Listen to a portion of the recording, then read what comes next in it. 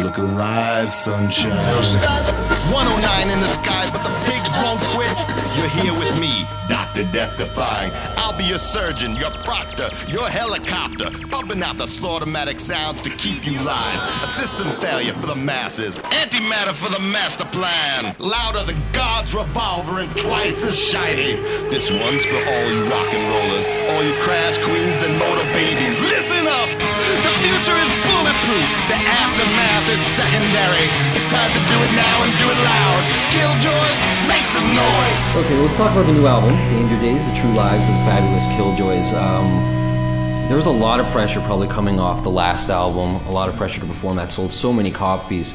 And this album has such an interesting story, for us anyway. I don't know how interesting it was for you, but you had actually written an entirely different album and decided to scrap it. Well, so what's the story with that?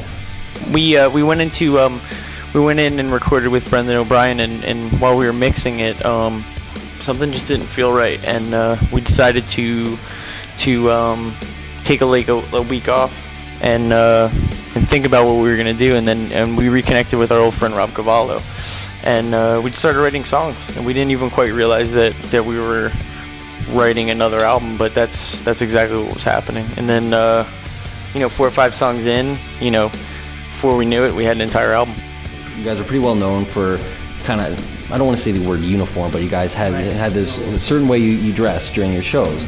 And when you kicked off the tour a couple days ago, there was actually a story online saying, hey, these guys don't look the same. They're wearing colors this time, and there's a pretty catching light show to go along with it.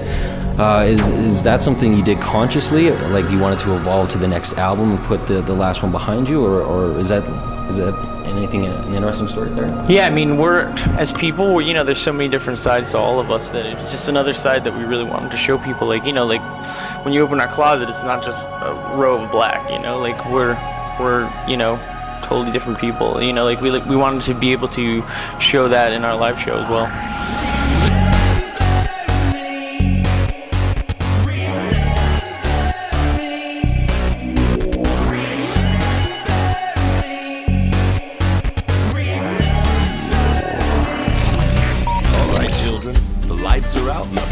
Over. It's time for me, Dr. D, to start running and say goodbye for a little while.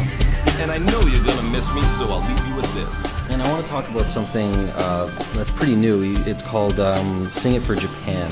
It's something that you're actually getting your fans involved with your efforts. What's that all about?